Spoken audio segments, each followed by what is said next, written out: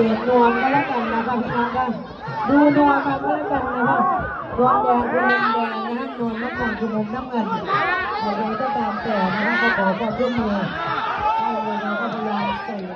ตัวที่ตรงมุมด้วยยกที่หนึ่งค่ะมาที่สามยกเลยเชียร์โอ้กองเชียร์เยอะเหลือเกินเตะขาต่อยมาดึงสูดเอาเลย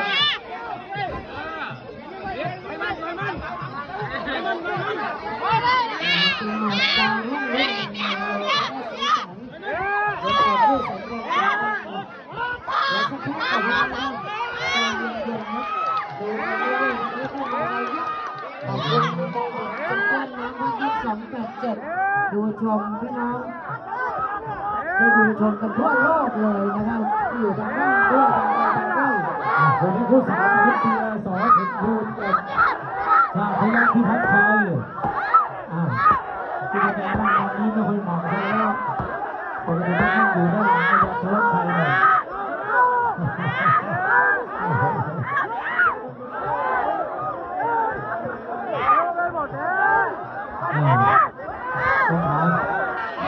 คนรักใจแบบนี้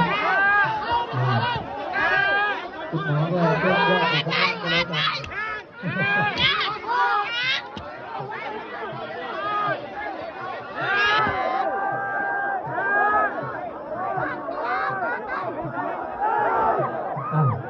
คุณบนก็ได้ครับคุณบนก็ดีเพราะว่าคนนี้ไม่ไหวแน่นอนยิ่งเดือดยิ่งจะเยอะ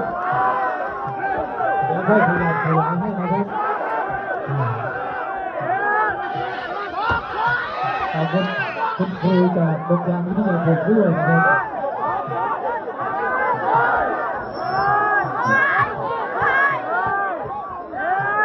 บพี่น้องครับมาตอนนี้ก็บนเวทีต้องเองจะขายเหมือนดูโดนยกที่สองไปตรงนั้น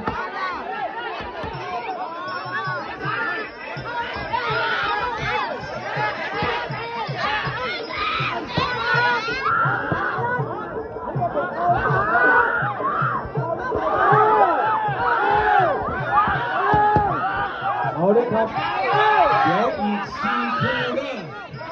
เสียวดอกมุ่งสุดกำลังลังใส่กับเพียงกระทุ่งสันติอุบลเอาคำพูดแล้วก็เก็บขึ้นเดินกันมาเลยอีก4 คู่เดี๋ยวได้ดูน่าชมนะครับ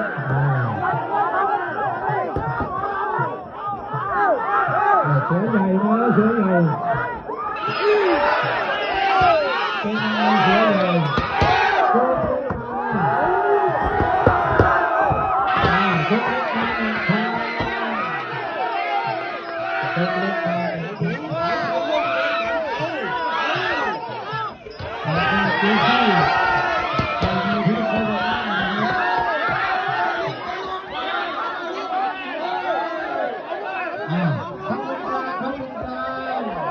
คตรดร.นฤทธิ์กำลังนับอยู่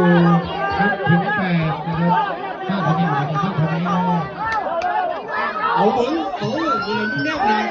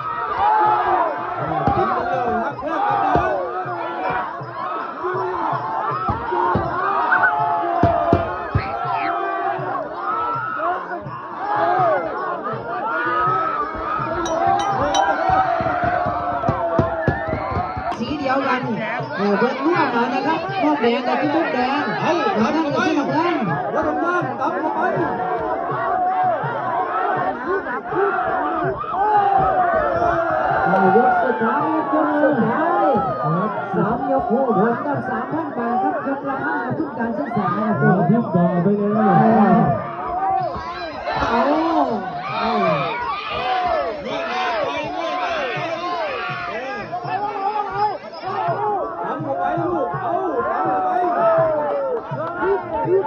คู่นี้นะครับดินเจจอยอดีตนายกองค์การบริหารส่วนตำบลดุมใหญ่จะมอบให้คนละ1,000 บาท เป็นประทับใจใช่ไหม แมนพันในรุ่นติงแสนจะให้บุรพันธ์ ขอบคุณท่านด้วย เดี๋ยวสุกแล้วมายืนรับที่นี่ผ่านเวทีนี่ทำเข้าไปยกสุดท้ายยกสุดท้ายนี่กระบุนบ้านเขาเขาพี่ยกต่อไปเนี่ยบ้านเนี่ยเอาเต็มที่ครับ มันเป็นรถชนะบ้านกูบอกมันเป็นรถชนะบ้านกูบอกพี่ลาพี่เสียกไปนำกันโอ้ยน้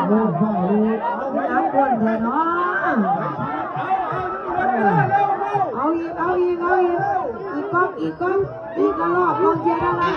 นี่หน้าที่ของนักมวยครับ